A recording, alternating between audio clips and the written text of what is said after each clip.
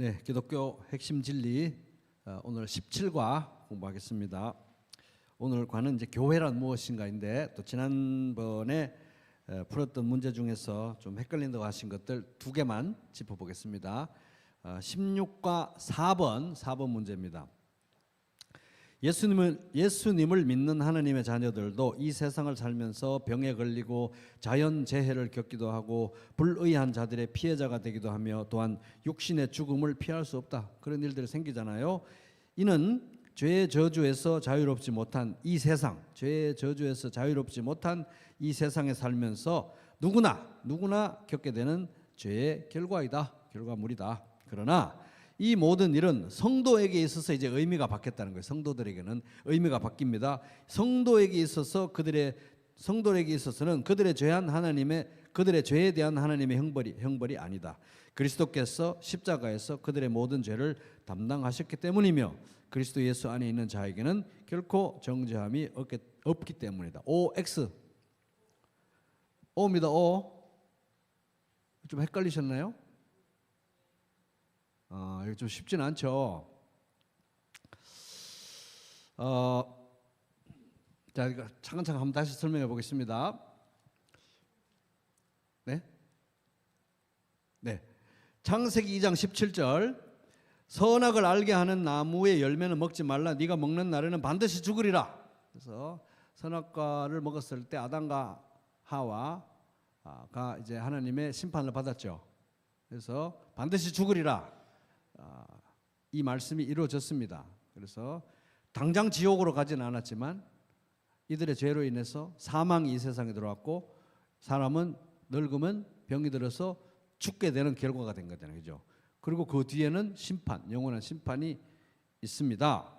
그러므로 아담과 하와 이후에 이 세상은 하나님의 심판 아래에 있습니까? 아닙니까? 심판 아래에 있는 거예요. 아담과 하와 이후에 이 세상은 저주 아래에 있습니까? 저주 아래에 있지 않습니까? 저주 아래에 있는 거예요. 거기서 우리가 구원받은 거 아닙니까? 그죠? 그 심판에서, 그 저주에서 우리가 구원받은 거예요. 로마서 5장 12절. 그러므로 한 사람으로 말미암아 죄가 세상에 들어오고 죄로 말미암아 사망이 들어왔나니, 아담을 통해서 죄가 이 세상에 들어왔다는 거잖아요. 사망도 들어오고 죄의 결과로 사망도 들어오고, 이와 같이 모든 사람이 죄를 지었으므로, 이상한 구절이에요. 모든 사람이 죄를 지었으므로 사망이 모든 사람에게 이르렀느니라. 그래서 로마서 5장 12절 자세히 봐야 됩니다.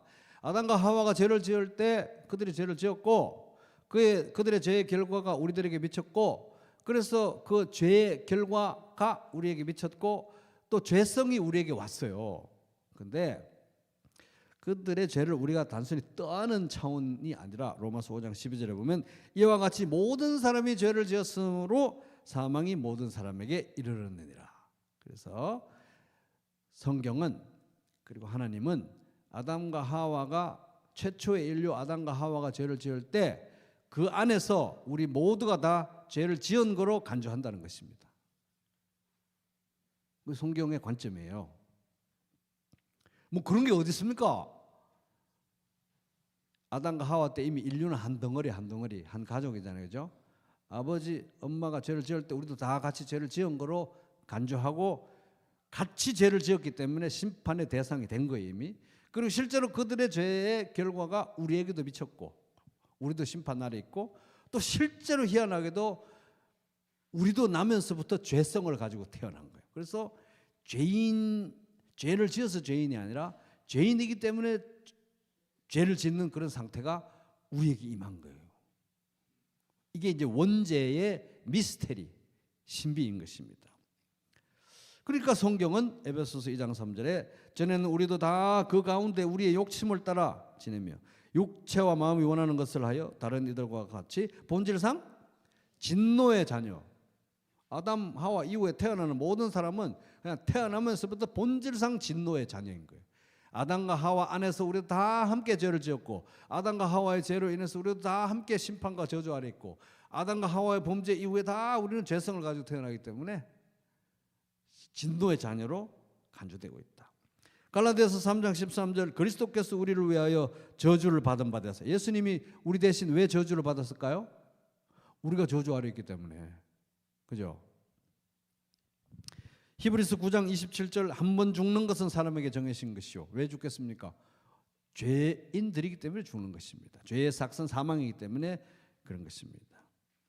정해진 것이고 그 후에는 심판이 있으리니. 그래서 성경은 아담 안에서 우리는 다 죄를 지었다.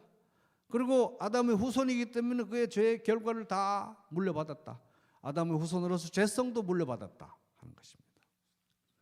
이게 이제 원죄인 것입니다. 원죄의 원리인 것입니다.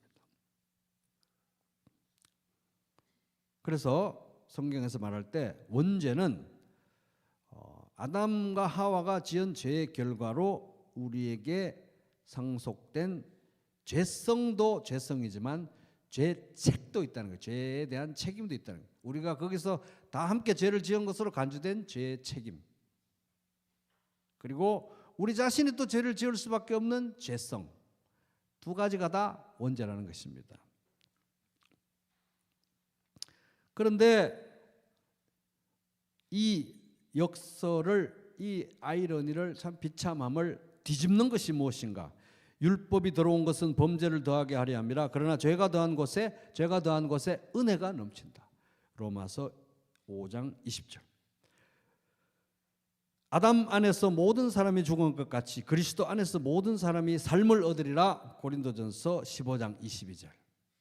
아담 안에서 모든 사람이 죄를 지은 것처럼 예수 그리스도가 십자가에 죽으시고 부활하신 그것이 예수 그리스도 안에서 우리가 함께 십자가에 못 박히고 부활한 것으로 하나님이 간주하신다는 것입니다. 우리가 믿음으로 그 복음에 반응할 때, 그죠? 그래서 예수님께서 우리에게 하신 이 일에 대해서 우리는 그 이중전가라는 걸 우리 들었죠, 그죠? 그래서 우리 모든 죄가 다 예수님에게 전가, 우리 모든 죄를 다 예수님이 지고 진짜 예수님이 지은 것처럼 하나님은 예수님을 십자가에서 심판하셨습니다. 그리고 죽고 부활하셨을 때 예수님의 의가 다 진짜 우리의 의인 것처럼 우리에게 전가, 우리의 것으로 간주해 주신 거예요. 그죠? 그것입니다. 그래서 이 원죄는 가장 중대하고 난해한, 인간의 머리로 잘 이해가 안 되는, 이해할 수 없는 난해한 신학적 문제이다. 하지만 원죄를 빼고 인간을 이해할 수 없다. 인류에게 드리워진 이토록 잔인하고 비참한 멍해를 원죄가 아니면 설명할 길이 없다. 그러나 동시에 원죄의 문제는 다 인간이 다 이해할 수 없는 신비이다. 헤르만 바빙크라고 하는 신학자가 그렇게 말했습니다. 그래서 우리가 예를 들어서 이 세상에 뭐 자연재해로 막 어느 곳에 사람들이 막 수천 명이 갑자기 죽는다든지, 어떤 집에 막 불행한 일이 생긴다든지, 또 어떤 사람이 갑자기 아프다든지 이럴 때 저거는 저 지방에 저 나라에 무슨 죄를 지었어, 그 죄를 지어서 그런 거야 막 해석해 주잖아요. 당신 그렇게 아픈 건 그 죄 때문이야. 저 집에 저렇게 하는 건 다 그때 그 죄 때문에 그런 거야. 구체적으로 케이스 바이 케이스로 딱딱 이렇게 해가지고 무슨 무당도 아니고 점쟁이도 아니고 다 그렇게 하는 거는 비성경적인 것입니다. 어떻게 알아요? 그런 것 때문에 그렇게 됐는지. 믿는 집이든 안 믿는 집이든 어떤 일어나는 불행들이 특정한 죄 때문에 그 불행이 일어나고, 특정한 죄 때문에 그 질병이 일어나고, 특정한 죄 때문에 어떤 지역에 비참한 일이 있으면 그거 어떻게 압니까? 우리 모르는 거예요. 안 그렇습니까? 그러니까 우리가 점쟁이처럼 그건 뭐 때문에 그래 이렇게 하면은 그건 하나님의 자리에 서는 거예요. 모르는 거예요, 우리가. 구체적인 사건을 구체적인 죄와 연결시키는 건 성경적이지 않다는 것입니다. 모르니까, 그죠? 그런데 이 세상에 일어나고 있는, 그러니까 이 세상에 일반적으로 일어나는 불행과 질병과 죽음과 비참함과 전쟁과 자연재해와 온갖 고통과 고난들이 인간의 죄하고는 아무 관계없어 이렇게 생각하는 것도 비성경적이에요. 왜? 여기서 일어나는 모든 질병과 고통과 이 세상에서 일어나는 모든 질병과 고통과 죽음은 궁극적으로 뭡니까? 인류의 죄에 대한 하나님의 심판이고 저주인 것입니다. 그래서 죄의 삭은 사망이라고 한 거잖아요. 그죠? 한 번 죽는 것은 사람에게 정하신 이치가 된 이유가 한 사람의 죄로 말미암아서 사망이 이 땅에 들어왔기 때문에. 그래서 궁극적으로 일반적으로 봤을 때 이 세상에 일어나는 모든 불행과 고통과 재난과 죽음은 다 죄의 결과예요. 죄의 결과. 그리고 실제로 내가 살다가 죽는 것도 결국은 온 인류의 죄의 결과이면서 동시에 나의 죄의 결과이기도 한 것입니다. 그렇게 죽고 나서 만약에 내가 예수 안에 있지 않다면 육신의 죽음을 넘어서 영원한 죽음 가운데 이르겠지요. 그렇지 않습니까? 그죠? 그래서 우리가 구체적인 사건을 구체적인 죄하고 막 탁탁 매칭을 해서 그 사람 그 아픈 거 그것 때문이야, 저 나라 저렇게 된 거 뭐 때문에 이렇게 하는 건 그거는 점쟁이 노릇을 하는 것이지만 동시에 이 세상에 일어나는 불행은 죄하고는 아무 관계없어. 그것도 비성경적이에요. 왜? 죄의 삭은 사망이기 때문에. 한 사람의 죄로 말미암아 사망이 세상에 들어왔기 때문에. 그래서 이 세상에는 모든 질병과 고통과 고난과 죽음은 궁극적으로 죄의 결과입니다. 죄에 대한 하나님의 심판이고 저주예요. 우리는 저주 아래 있고 본질상 하나님의 진노 아래 있습니다. 그죠? 이 세상에서. 근데 예수를 믿은 거잖아요. 그러니까 예수를 믿었다는 건 이 세대에서 건짐을 받는 거고, 이 저주받은 세대에서 건짐을 받는 거고, 이 심판 아래에 있는 세대에서 건짐을 받는 거예요. 그러니까 구원받는 순간 이 세상에 일어나는 모든 불행과 고통과 재난과 죽음은 의미가 확 바뀌어버리는 것입니다. 이제 그건 죄에 대한 심판이 아니에요. 왜? 예수 그리스도 안에 있는 자에게는 더 이상 정죄함이 없기 때문에. 로마서 8장 1절. 이것은 우리에게 일어나는 불행들은 더 이상 이 죄의 결과라고 말할 수 없게 돼버린 거예요. 그러면 하나님이 이거 어떻게, 하나님 앞에서 이건 어떤 의미가 있느냐? 그것은 하나님께서 합력해서 그 모든 불행과 모든 고통 속에서 합력해서 선을 이루셔서 우리로 하여금 예수님을 닮아가게 하는 재료로 쓰신다. 용이 다 집어넣어가지고 그렇게 의미가 바뀐 것입니다. 그래서 우리는 그거를 히브리서 12장 6절에서 11절을 지난번에 읽었습니다마는 이제 이 예수 안에 있는 자들에게 이 세상의 불행과 고통과 질병과 이런 것들은 징계라는 이름으로도 말할 수 있어요. 징계 두 가지 목적은 바르게 함, 교정, 그다음에 훈련, 교정과 연단 이랬잖아요. 그죠?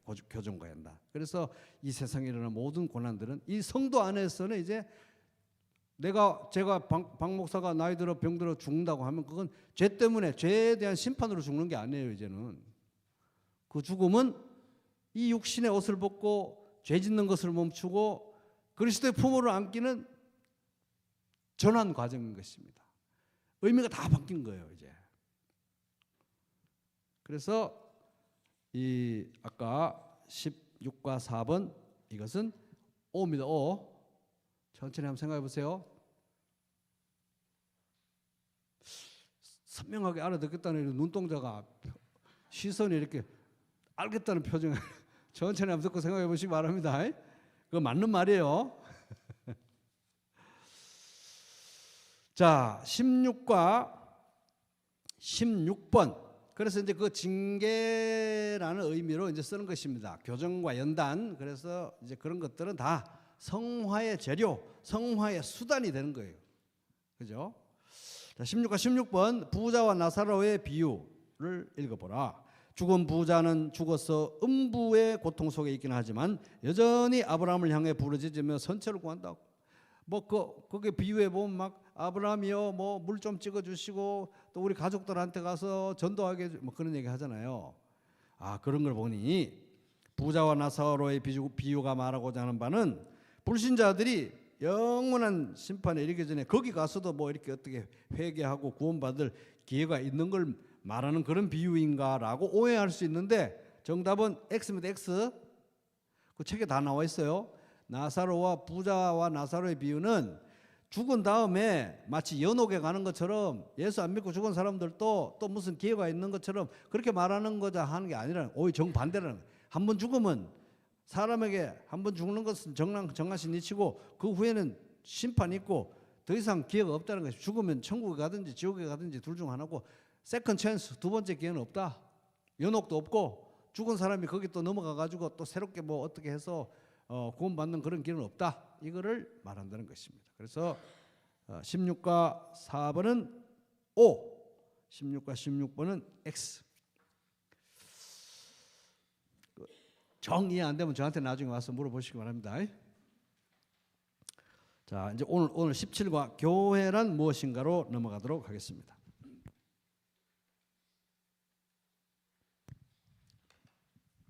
교회는 이제 좁은 의미로 말하면, 이제 아주 좁은 의미로 말하면 내가 속한 뭐 여기 지역의 부평교회, 눈에 보이는 이것도 되겠지만, 이제 넓은 의미로 말하면, 진짜 넓은 의미로 말하면 모든 시대의 모든 참된 신자들의 공동체가 바로 교회라고 합니다.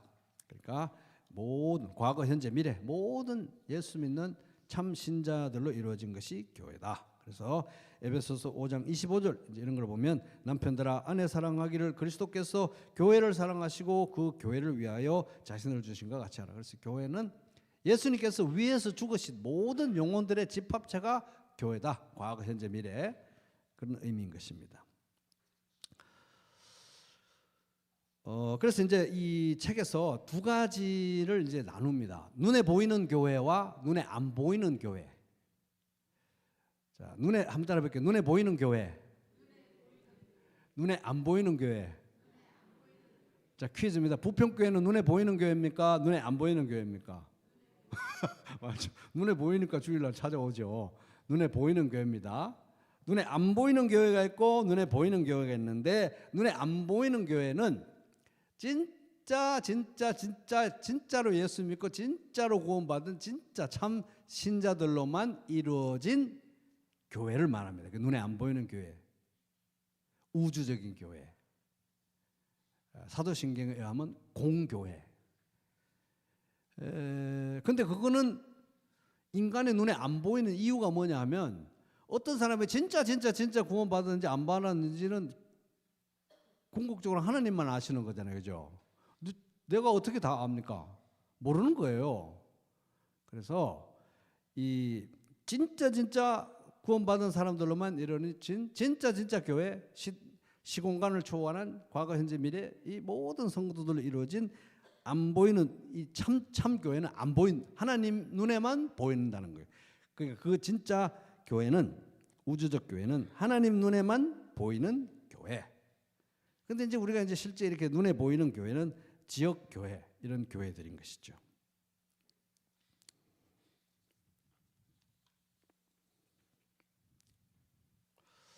이제 그런 의미에서 우리가 이제 생각해 볼 때, 누가 진짜로 구원받았는지는 하나님만 아는 거니까 그건 하나님 눈에 보이지 않는 교회의 문제잖아요. 그러니까 이 우주적 교회는 진짜로 구원받은 사람들만으로 구성되어 있습니다. 근데 지역교회, 이 부평교회, 지역교회는, 이 세상에 발을 붙이고 있는 이 지역교회는 눈에 보이는 교회잖아요. 눈에 보이는 교회는 진짜 구원받은 사람들만 있을까요? 아닌 거예요. 그거 아닌 거예요. 우리가 어떻게 압니까? 아닐 수도 있는 것입니다. 섞여 있을 수 있는 거예요. 가장 이상적으로는 진짜 구원받은 사람만 부평교회면 좋겠죠. 그러나 그런 교회는 세상에 있다 없다? 없어요. 그런 완벽한 교회는 없습니다. 그래서 우리 부평교회는 진짜 구원받은 사람들만 있어요, 이렇게 말하지 마세요. 어떻게 압니까? 그런 완전한 교회는 없어요. 우리 교회는 그러나 믿는 사람에게, 구원의 확신을 가진 사람에게 침례줍니다.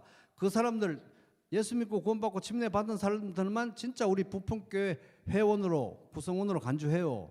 그러나 그 구성원들 중에 진짜 구원받은 사람들만 있다고 어떻게 장담하실 겁니까? 그건 모르는 거잖아요. 그죠?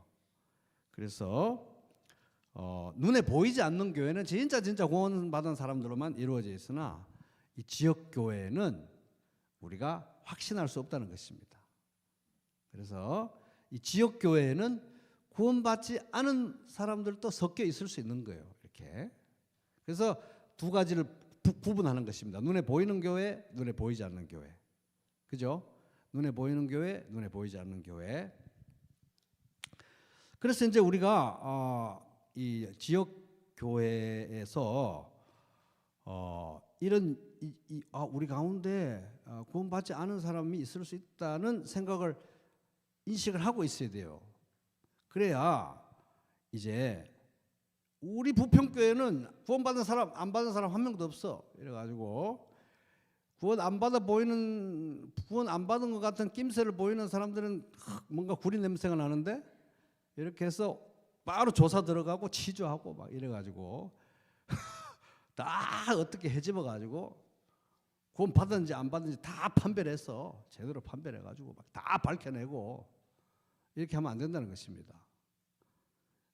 그런 원리가 예수님께서 이런 비유를 말씀하셨습니다. 마태복음 13장 28절 주인이 이르되 원수가 이렇게 하였구나. 종들이 말하되 그러면 우리가 가서 이것을 뽑으리까? 가라지 다 뽑아버릴까요? 발본색을 내가 조사해가지고 오늘 한 명씩 조사해서 가라지 다 뽑을까요 주님? 이랬더니 주인이 이르되 가만두라. 가라지를 뽑다가 곡식까지 뽑을까 하느니라. 물론 우리가 거짓 교사, 거짓 가르침은 강력하게 대응하고 뽑아내고 거짓 가르침에 대응해야 됩니다. 그리고 구원받지 않은 것이 명백한 사람이 구원받은 것으로 행세하면 우리가 강력하게 징계하고 대처해야죠. 그러나 애매한 경우가 있어요. 그런 사람들은 뭔가 애매한 것 같아. 그래서 우리가 그 사람을 흔들고 깨우고 이래가지고 치주하고 이러면 안 된다는 것입니다. 어떻게 알겠습니까? 꺼져가는 심지, 끄지 않으시는, 상황 갈 때 꺾지 않으시는 주님의 마음으로 구원의 확신을 주고 말씀을 심고 복음을 줘서 살려내도록 해야 되는 것입니다. 그래서 보이지 않는 교회는 구원 안 받은 사람 한 명도 없어요. 완벽한 교회인 것입니다. 그러나 보이는 교회는 부평교회 구원 안 받은 사람 한 명도 없어요. 부평교회 침례받고 성찬 참여하는 사람 중에 구원 안 받은 사람 한 명도 없습니다. 이런 건 없는 거예요. 지상에는 완벽한 교회가 있다 없다? 없습니다. 완벽한 교회 절대 없어요. 그래서 자기 교회가 완벽하다고 생각하는 대부분의 교회는 사이비일 가능성이 아주 농후합니다. 그래서 지상에는 완벽한 교회가 없다. 그래서 이제 교회는 이제 교회라는 단어는 성경에 집에서 모이는 가정교회, 로마서 16장 5절 또 저의 집에 있는 교회도 문하라 가정교회를 가리킬 때도 있고 또 고린도전서 1장 2절에 보면은 또 각처에서 한 도시 전체에서 여기저기 흩어져서 모이는 그 가정교회들의 집합체 그 전체를 또 가리켜서 교회라고 합니다. 또 각처에서 우리 주 곧 그들과 우리 주 대신 예수 그리스도 이름을 부르는 모든 자들 고린도에 있는 하나님 교회 고린도에 있는 모든 교회를 가리켜서 고린도전서 1장 2절 또 교회라고 합니다. 또 그리고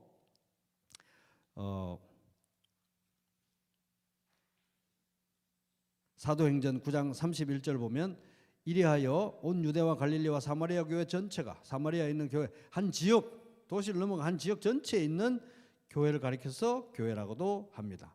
그리고 에베소서 5장 25절 남편들아 아내 사랑하기를 그리스도께서 교회를 사랑하시고 온 우주적인 교회도 교회라고 합니다. 그래서 이제 교회라는 것은 이 하나님의 백성의 공동체가 뭐 작은 단위, 큰 단위, 중간 단위 다양한 단위에 있는 모든 것들을 교회라고 칭할 수가 있다 하는 것입니다. 그리고 이제 교회에 대한 이제 비유가 교회를 어떤 그림에 비유적으로 그려주는 어떤 그림들이 있습니다. 그래서 이제 성경에 보면은 여러분 이제 교회를 뭘로 비유하는지 말씀 읽을 테니까 한번 딱 짚어보세요. 에베소서 2장 19절 그러므로 이제부터 너희는 외인도 아니요 나그네도 아니요 오직 성도들과 동일한 시민이요 하나님의 권속이라. 뭐에다 비유가 있습니까? 하나님의 가족으로 하나님의 가족 하나님의 권속이라는 말이 하나님의 가족으로 비유한다는 거죠. 자 에베소서 5장 32절 이 비밀이 크도다 나는 그리스도와 교회에 대해서 말하노라 하면서 쭉 남편과 아내 얘기를 합니다. 교회는 뭐에 비유되고 있나요? 그리스도의 신부로 비유되고 있습니다. 또 에베소서 1장 21절 또 만물을 그의 발 아래 복종하게 하시고 그를 만물을 위해 교회의 머리로 삼으셨느니라. 교회는 그의 몸이니 교회는 뭡니까? 그리스도의 몸으로 비유되고 있습니다. 또 에베소서 2장 21절 보면 그의 안에서 예수 안에서 건물마다 서로 연결하여 주 안에서 성전이 되어가고 교회는 뭐에 비유됩니까? 하나님의 성전으로 비유됩니다. 그리고 베드로전서 2장 5절을 보면 너희도 산돌같이 신령한 집으로 세워지고 예수 그리스도로 말미암아 하나님이 기쁘게 받으실 신령한 제사를 드릴 거룩한 제사장 복수로 여러분 전체를 거룩한 제사장으로, 교회를 거룩한 제사장으로, 왕 같은 제사장으로 비유하기도 합니다. 요한복음 15장 5절 나는 포도나무여 너희는 전체가 합해서 가지라. 그래서 포도나무이신 예수님에게 붙은 가지로 비유되기도 합니다. 고린도전서 3장 9절 우리는 하나님의 동역자들이요 너희는 하나님의 밭이요 하나님의 집이라. 그래서 하나님의 밭으로도 비유되기도 합니다. 그래서 이제 이런저런 여러 가지 다양한 교회의 그림과 관점들이 성경의 이런 비유적인 표현들로 나타납니다.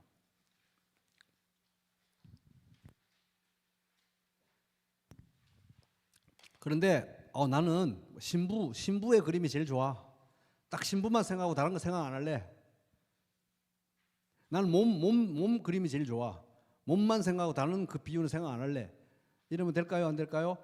안 됩니다. 다양한 비유가 나온 건 정말 교회의 무궁무진한 다양한 어떤 의미들을 다양하게 보여주기 위한 것이기 때문에 어느 하나에만 딱 꽂혀가지고 이것만 생각할래 이러면 안 되고 다양한 교회의 의미를 다양한 비유적인 어떤 그림으로 우리가 이해를 해야 되고 교회에 대한 이해의 깊이가 깊어져 가야 됩니다.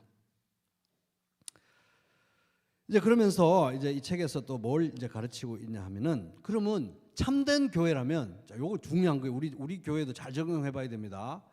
참된 교회라면 어떤 교회예요? 참된 교회라면 그 교회에서 뭘 볼 수가 있어야 참된 교회냐 이런 논쟁들이 이 교회사를 통해서 많이 있어 왔습니다. 참된 교회의 표지, 참된 교회의 어떤 그 특징 그런 것은 무엇인가 이런 거를 많이 이제 논쟁이 있었고 많은 제안들이 있었고 많은 그런 얘기들이 주장들이 있었지만 그 모든 주장들 중에 가운데서 공통적으로 항상 빼놓지 않고 언급되는 게 딱 두 가지 있어요. 진짜 빼놓지 않고 언급되는 두 가지가 있는데 그게 바로 말씀과 성례입니다. 따라볼게요. 말씀과 성례.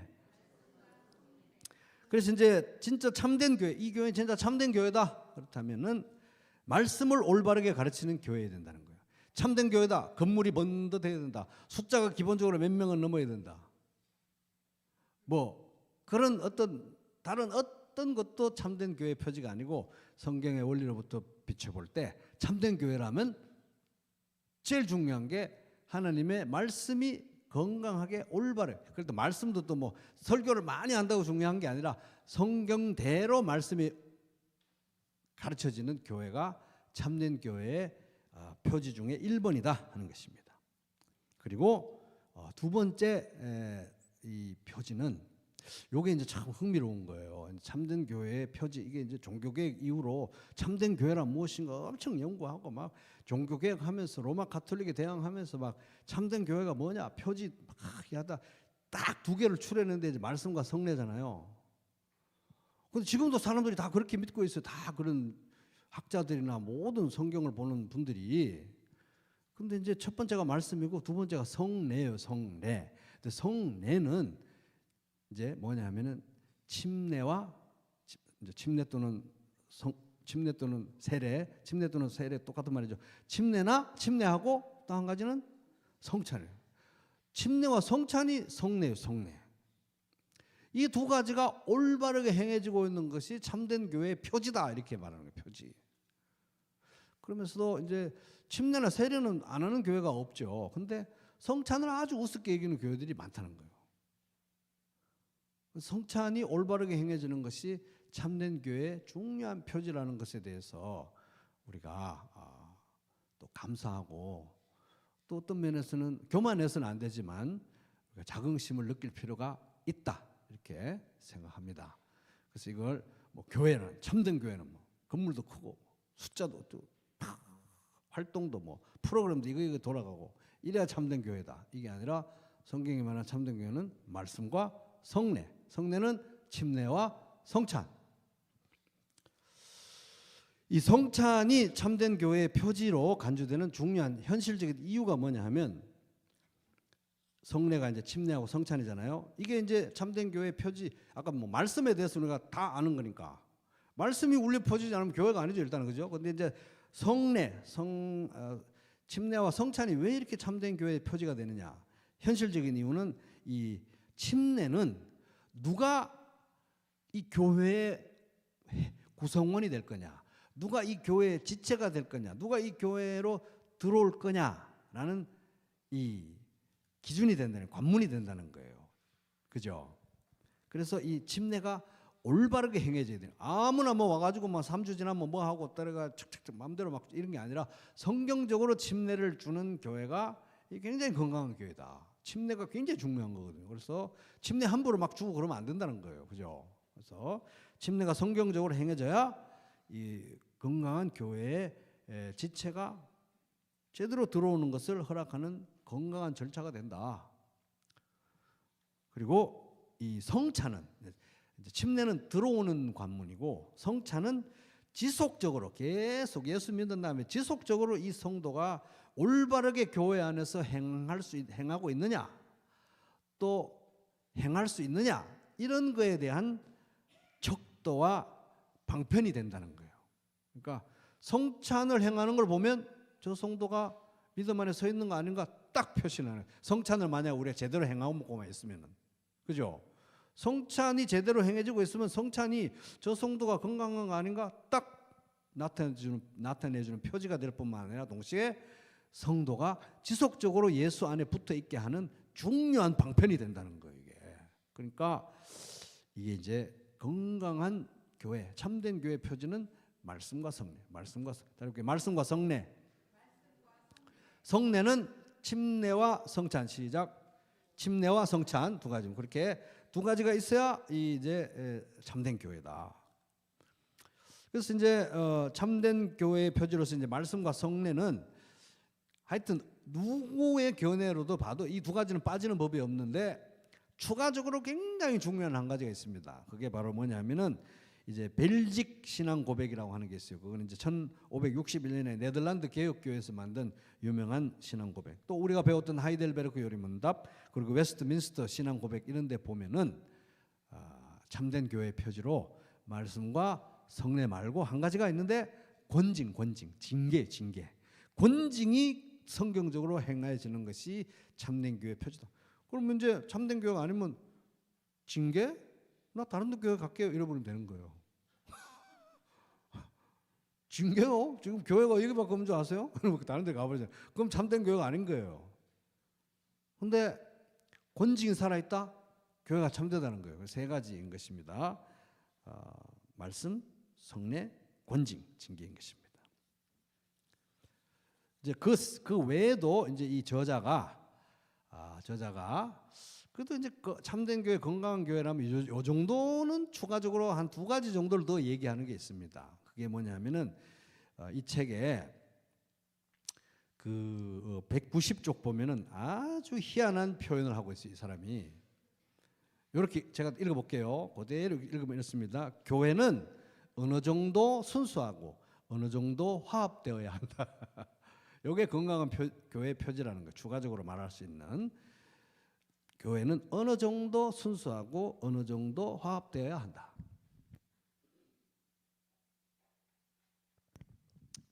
표현이고 아주 이상하죠. 교회는 뭐 완전히 순수하고 완전히 화합되어야 된다가 아니라 교회는 절대적으로 순수하고 교회는 절대적으로 화합되어 있어야 된다. 이게 아니고 어느 정도 순수하고 어느 정도 화합되어야 된다. 그러니까 최선을 다해서 순수하고 최선을 다해서 화합해야 된다. 이 말이죠. 그죠? 최선을 다해서 순수하고 최선을 다해서 화합해야 된다. 이 말입니다. 근데 이 사람이 절대적으로 교회가 건강하다, 참된 교회라고 말할 수 있으려면 절대적으로 순수한 교회, 절대적으로 화합된 교회라고 말을 안 하는 이유는 그게 엄청 위험한 사상이기 때문이에요. 우리 부평교회는 절대적으로 순수한 교회입니다. 그러면 안 됩니다. 절대적으로 순수한 교회는 있다 없다? 없어요. 절대적으로 순수한 교회가 어디 있어요? 여러분 각자가 절대적으로 순수하지 않잖아요. 그죠? 저도 그렇고. 그런데 어떻게 교회가 절대적으로 순수해질 수 있습니까? 그리고 교회가 절대적으로 화합을 해버리면 어떻게 돼요? 교회는 발도 있고 손도 있고 코도 있고 다 있고 본질적인 문제에서는 우리가 삼위일체라든지 이신칭 이런 우리가 다르면 안 되지만 다른 많은 면에서 우리가 다 다른 생각을 가지고 있을 수 있거든요. 근데 절대적으로 일치하고 절대적으로 우리는 무조건 일치야. 우리는 무조건 일치, 무조건 화합이야. 이래 되면 이 교회가 한 교회 안도 굉장히 위험해지는 거예요. 그리고 한 교회도 그렇지만 교회와 교회 간에, 교단과 교단 간에, 하여튼 뭐 교회라고 이름 건 데는 절대적으로 무조건 일치를 해야 돼, 화합해야 돼. 이런 식으로 하면 그냥 아무나 교회 이름만 닮으면 그냥 다 화합하고 그거 안 되잖아요. 그래서 최선을 다해서 순수하고 최선을 다해서 화합해야 된다. 최선을 다해서 교리적으로 또 영적으로 도덕적으로 삶에 있어서 행실에 있어서 말에 있어서 최선을 다해서 순수하고 최선을 다해서 화합해야 되는 거예요. 화합은 이제 우리가 일치는 본질적인 것에 대해서는 우리가 일치를 또 어떤 여지가 있는 것들에 대해서는 우리가 자유를 가지고 분별할 수 있다는 것입니다. 그래서 우리 피아노가 이쪽에 있는 것이 좋은가? 저쪽에 있는 것이 좋은가? 우리 생각이 다 다를 수 있다는 거예요. 우리 교회는 무조건 일치야. 이렇게 하면 안 된다는 거예요. 그죠? 그래서 어느 정도 순수하고 어느 정도 화합이. 그 이제 전도서 말씀해 보면은 지나치게 의인도 되지 말며 지나치게 지혜자도 되지 말라. 어찌하여 스스로 패망하겠느냐. 전도서 7장 10절. 이게 대충 뭐 이렇게 중간중간 이렇게 미꾸라지처럼 살아라 이런 말씀이 아니고 나는 완벽하게 의로운 사람이에요. 이런 식으로 생각하거나 완벽하게 의롭게 뭐 그런 삶을 살 수 있을 것처럼 그렇게 착각을 하거나 누군가를 막 쫙가지고 완벽한 의인이 되게 만들려고 하거나 이러면 안 된다는 거예요. 망한다는 거죠. 그렇게 하는 사람, 그렇게 당하는 사람 다 죽는다는 거예요. 그러면 이제 우리가 어차피 성도는 이 세상을 살면서 죄를 지을 수밖에 없고 넘어질 수밖에 없다. 현실을 인정해야 되죠. 그렇지만 또 보면 지나치게 지혜자도 되지 말라. 지나치게 의인이 되지 말고 또 다른 데 보면 지나치게 악인도 되지 말라. 대놓고 그냥 아이고 성도가 뭐 어떻게 뭐 그렇게 다 그렇게 죄를 지을 수밖에 없는데 좀 그냥 편하게 지읍시다. 이렇게 하면 안 된다는 거예요. 그죠? 나는 죄를 지을 수밖에 없는 사람이지만 그렇다고 내가 성령을 의지해서 말씀을 따라 거룩하게 삶을 살지만 그렇다고 해서 완벽하게 될 수는 없습니다. 건강한 이 균형을 유지할 수 있어야 된다 하는 것입니다. 그래서 이제 예수님은 물로 씻어 말씀으로 깨끗하게 하셨습니다. 교회를 우리가 그런 거룩함을 추구해야 돼요. 그러나 그 가운데 항상 우리는 나의 죄를 보고 더욱 그리스도의 보혈에 의지해야 되는 그런 삶이 성도의 삶인 것입니다. 그래서 이제 거기 이제 또 이 책에서 보면 이 사람이 이렇게 얘기합니다. 대부분의 우리 교회는 너무 순수하고 너무 거룩하고 너무 교리적으로 올바라요. 그래가지고 이 어떤 교회는 예를 들어 이 책에 이렇게 190쪽 이렇게 씁니다. 그래가지고 우리 교회는 어떤 교회는 대부분의 다른 교회들에 대한 지속적인 비판과 저 교회는 이게 잘못되고 저게 잘못됐고 그리고 대부분의 다른 교회들과는 다 불화. 우리는 우리 교회 말고는 다른 어떤 교회하고도 뭐 같이 안 해. 우리 너무 순수하니까. 그래서 대부분의 다른 교회들과 지속적으로 불화, 지속적으로 비판 이런 성향이 있는 교회라면 문제가 있는 교회라고 이 사람이 얘기를 하고 있습니다. 그거는 우리 교회가 아주 거룩하다는 특징이 아니고 거룩한 공교회, 거룩한 공교회 사도신경에 나오잖아요. 거룩한 공교회, 홀리 캐톨릭 처치 이거는 로마 가톨릭을 말하는 게 아니라 전체 우주적인 교회를 가리키는 표현입니다. 예수 믿는 모든 사람들, 이 지구상에 있는 예수 믿는 모든 사람들이 하나의 거룩한 공교회, 공적 교회, 우주적인 교회를 형성하고 나만 구원받은 게 아니라 우리 교회만 교회가 아니라 이 지구상에 있는 모든 교회, 참된 신자들은 다 교회인데 나만 교회가 아니잖아요. 그러니까 교회가 우리 교회만 하나 되는 게 아니라 모든 교회가 하나가 되어 할 수만 있다면 최선을 다해서 교회 이름 그렇다고 다 무조건 일치하면 안 되겠지만 할 수 있다면 많은 교회들과 연합하고 하나를 이루어가는 것이 성경적인 가르침인 것입니다. 우리 지역교회 안에만 하나됨이 모든 교회 하나됨이 성경의 가르침이기 때문에 예수님의 신부기 때문에 그렇습니다. 그래서 다른 교회는 다 비판하고 다른 교회하고 어떤 것도 우리가 같이 하지 않고 이런 거는 교회의 순수함과 거룩성의 표지가 아니다는 거예요. 오히려 그 반대일 경우가 많다 하는 것입니다. 그래서 이제 사도신경에도 보면 성령을 믿사오며 거룩한 공교회와 성도가 서로 교통하는 것과 공교회가 우주적인 교회를 말해요. 모든 믿는 사람들의 우주적인 교회, 그 중에 우리가 하나인 것입니다. 그 중에 우리가 하나인 거예요. 그리고 성도의 교통은 우리 부평교회 식구들끼리만 교통하는 게 아니라 모든 믿는 자들과의 교통인 것입니다. 우리 교회는 침례를 행하는데요. 당신 교회 세례합니까? 우리는 말도 섞지 맙시다. 이렇게 하면 안 된다는 거예요. 침례냐 세례냐 가지고 천국 가고 지옥 가는 문제 아니지 않습니까? 그죠? 그래서 우리는 거룩한 공교회와 성도가 서로 고통하는 것에 대한 이 균형을 찾아야 되는 것입니다. 그래서 이제 하이델베르크 교리 문답 54문에도 보면 거룩한 공교회에 관하여 당신은 무엇을 믿습니까? 그중에 일부 이렇게 말합니다. 나도 지금 이 교회, 이 거룩한 공교회에 살아있는 지체이며 영원히 거할 것입니다. 우리 교회만 그런 게 아니라 거룩한 공교회가, 우주적인 교회가 그렇다는 것입니다. 그래서 우리가 어디서든 나하고 좀 달라도 우리는 침례, 그 사람은 세례, 뭐 우리는 형제교회 백그라운드에 독립교회지만 그 사람은 장로교, 그 사람은 감리교, 이렇다 할지라도 예수 믿는 참 성도가 있다면 언제 어디서든지 그를 귀하게 여기게 되는 것입니다. 왜? 성경에 보면 이 땅에서 하나님 믿고 하나님의 성도는 귀한 자다, 존귀한 자라고 성경에서 말하잖아요. 부평교회 식구만 존귀한 게 아니라 예수 믿는 모든 자가 다 존귀한 것입니다. 거룩한 공교회와 성도가 서로 교통하는 것과 이게 이 사도적인 신앙의 중요한 부분인 것입니다. 그런데 교회가 해야 되는 일은 하나님을 섬겨야 되고 성도를 섬겨야 되고 세상을 섬겨야 됩니다. 하나님과 성도와 세상을 섬깁니다. 하나님을 섬기는 가장 중요한 일은 예배입니다. 예배가 하나님을 섬기는 가장 핵심사항이에요. 핵심사항. 근데 여기서 책에서 굉장히 중요한 얘기를 합니다. 예배는 그 어떤 일의 수단이 되어서도 안 됩니다. 예배는 수단이 아니에요. 예배는 예배를 잘 들어야 복을 받고, 예배를 주일 성수를 잘해야 부자가 되고, 예배를 잘 들어야 뭐가 잘 되고, 예배를 잘 들어야 뭐 성화가 잘 되고, 예배를 잘 들어야 뭐 영적 성장이 빨리 일어나고, 그 어떤 것의 목적이 수단이 되어서도 안 됩니다. 예배 그 자체가 목적, 존재의 목적인 것입니다. 우리가 영원한 목적인 것입니다. 그러니까 에베소서 1장 2절, 1장 12절 이는 우리가 그리스도 안에서 전부터 바라던 그의 영광의 찬송이 되게 하는 것이 구원의 목적이기 때문에 예배를 뭐 어떤 것의 하부의 수단으로 생각해서는 안 된다는 것입니다. 그래서 건강한 교회를 위해서 교회는 하나님께서 주신 지도자들이 있습니다. 장로도 있고 집사도 있고 뭐 여러 가지 지도 우리 교회는 목자, 지도자들이 있고 또 다양한 은사들이 있습니다. 다양한 은사들. 그래서 다양한 은사들을 이제 교회에 주십니다. 그렇게 교회의 지도자들과 은사를 주시는 목적은 뭐냐? 에베소서 4장 12절 성도를 온전하게 하고 봉사일을 하게 하고 그리스도의 몸을 세우려 합니다.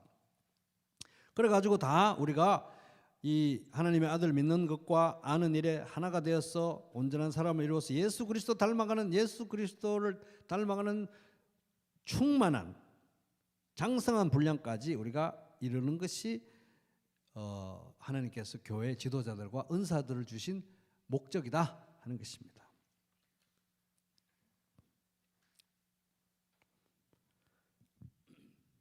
그래서 이제 이게 은사들을 주신 목적이고, 교회가 해야 될 그러면 이 교회가 해야 될 가장 중요한 일은 무엇이냐?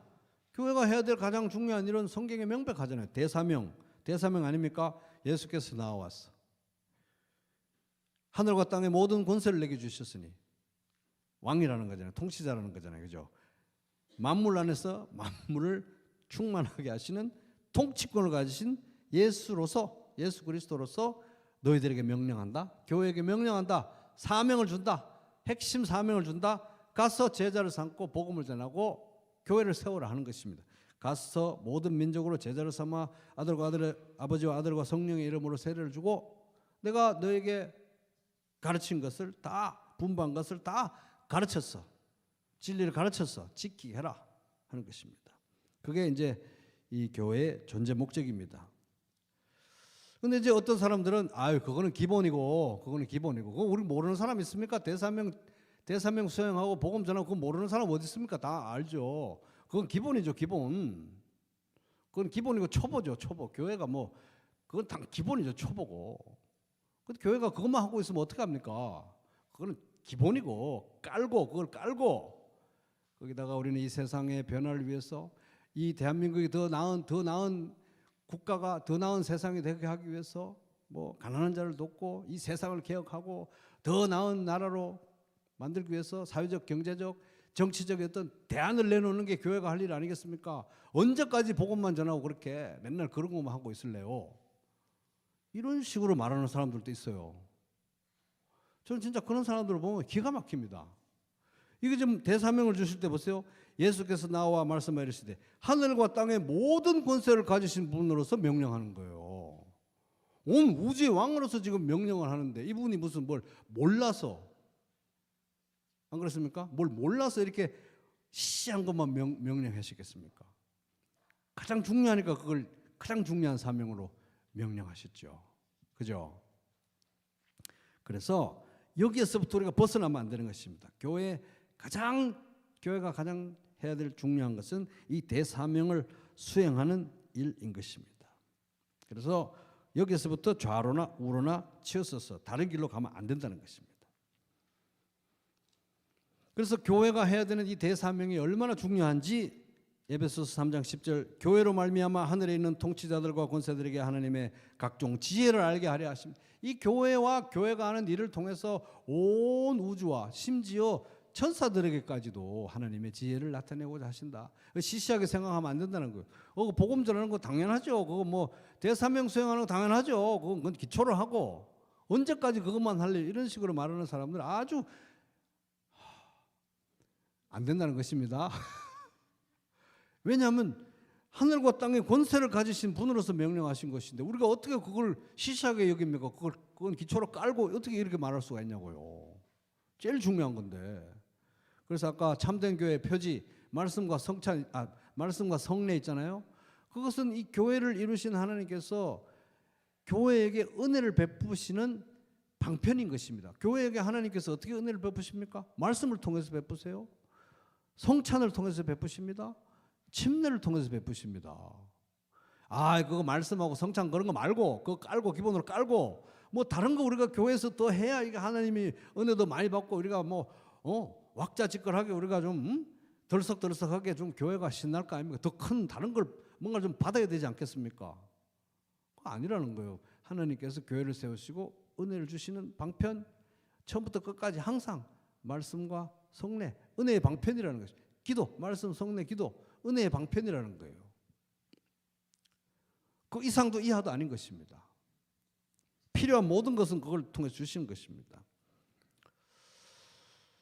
그러니까 만물 안에서 만물을 충만하게 하시는 분의 충만이 교회 안에 있고 그분이 우리에게 은혜를 베푸시는 은혜의 방편이 말씀과 성례와 기도 또 예배 이런 거 가운데서 주시는 것입니다.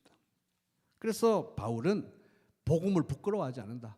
겨우 복음을 전하는 거에 우리가 그쳤으면 되겠습니까? 복음 말고 다른 거 합시다 이게 아니라 로마서 1장 16절 내가 복음을 부끄러워하지 않는다. 로마서 1장 17절 로마서 1장 16절 왜 부끄러워하지 않냐? 그것은 이 온 세상 사람들을 구원하시는 이 세상을 구원하시는 하나님의 능력 이것 말고는 없다는 거예요. 이게 하나님의 대안이기 때문에 유일한 대안이기 때문에 복음을 부끄러워하지 않는다. 복음이 제일 자랑스럽다 하는 것입니다. 골로새서 2장 19절 머리를 붙들지 아니한지 머리를 안 붙들기 때문에 문제인데 머리가 예수 그리스도잖아요. 예수 그리스도는 하늘과 땅의 권세를 가지신 분으로서 우리에게 대사명을 주셨는데 이분을 안 붙들고 딴 거 그거 말고 더 큰 거 더 신나는 거 더 왁자지껄한 거 머리를 안 붙들 때 교회가 그때부터 타락의 길로 들어가는 것입니다. 그래서 교회가 대사명을 수행하기 위해서 이제 행해야 되는 구체적인 의무를 이제 몇 가지로 추리면 사도행전 2장 42절 그들이 사도들의 가르침을 받아서 교제하고 떡을 떼고 오로지 기도하기를 힘썼다.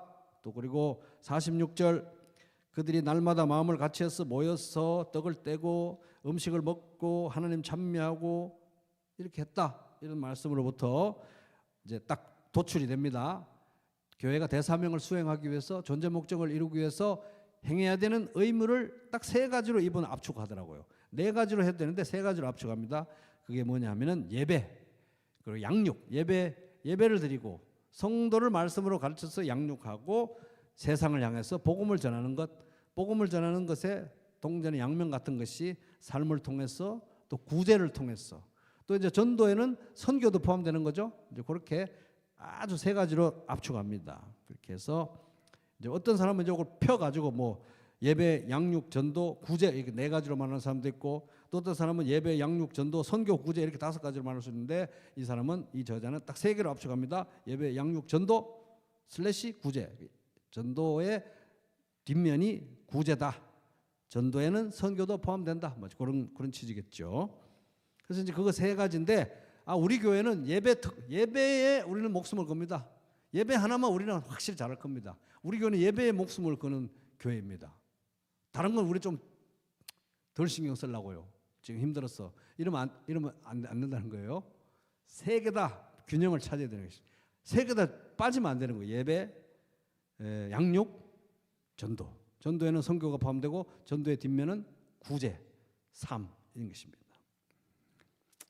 그리고 이제 예수님은 교회를 세우겠다고 약속하셨고 이를 위해서 성령님을 보내셨고 그리고 이제 이 성령을 통해서 우리들에게 제자들이 교회를 세우도록 권한과 능력을 주셨는데 그렇게 해서 성령을 통해서 교회를 세웠다 이 말씀은 고린도전서 12장 13절 이 성령을 받아 마셔서 성령으로 세례를 받아서 한 몸이 됐다. 성령 예수 믿고 우리 안에 성령이 들어오고 성령이 우리를 연결시켜서 교회를 이루게 한다. 그래서 성령을 통해서 교회를 세우시고 또 성령의 은사를 주셔서 교회를 세우신다. 그래서 고린도전서 12장 11절에 보면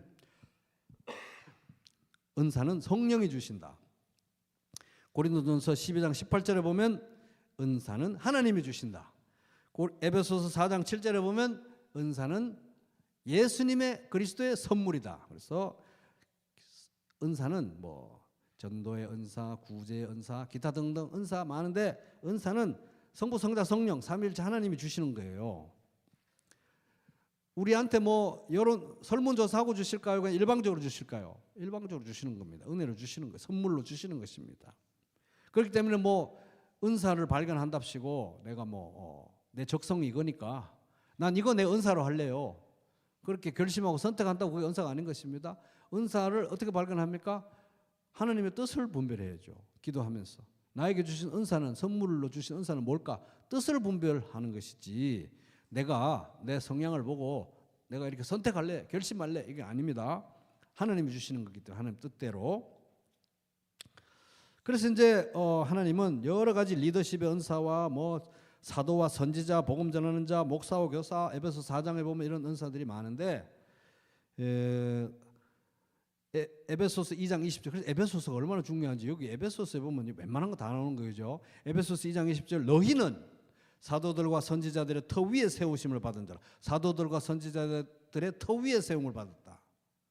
그러니까 교회를 처음에 신약 교회가 태동될 때 그 터가 뭐냐? 사도와 선지자라는 거예요. 그러니까 사도와 선지자는 지금 있다 없다? 지금 없어요.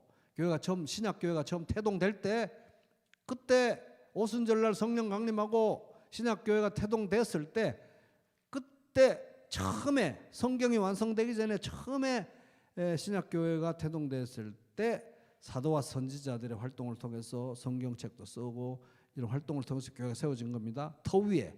그러니까 그 은사는 교회가 처음에 신약 교회가 처음 세워질 때 필요했던 은사고 지금은 사도와 선지자가 없어요. 그래서 뭐 유튜브 이런 데 보시면 여러분 우리 교회의 뭔 목사님은 이 사도로서 말이에요. 사도. 자기 교회 목사가 사도래 사도. 그럼 다 이거 사이비라는 거 의심해봐요. 사도는 지금 없어요. 사도는. 그죠? 그래서 사도와 선지자는 지금 없습니다. 말씀이 완성됐거든요. 그렇지만 목사와 교사 이런 건 있다는 거예요. 그죠? 그래서 그런 거 이제 생각해요. 그래서 교회는 좁게는 부평교회 지역교회 그렇게 볼 수 있고 좀 더 넓어지면 이제 신약교회라고 말할 수 있어요. 신약 오순절날 성령이 강림하시고 성령님을 통해서 이렇게 유대인과 이방인이 동일한 위치를 가지는 신약교회가 태동했습니다. 신약교회. 근데 좀 더 넓게 보면 신구약 전체를 아우러서 모든 시대에 하나님의 은혜를 받고 구원받은 모든 사람들은 다 교회라고 말할 수도 있어요. 그건 제일 넓은 의미의 교회. 근데 신약교회는 오순절 때 성령 강림을 통해서 태동됐습니다. 근데 사도와 선지자는 그때 교회 신약 교회가 태동될 때 기초가 된 역할을 한 사람들입니다. 자, 오늘 여기까지 하도록 하겠습니다. 그럼 기도하고 마치겠습니다.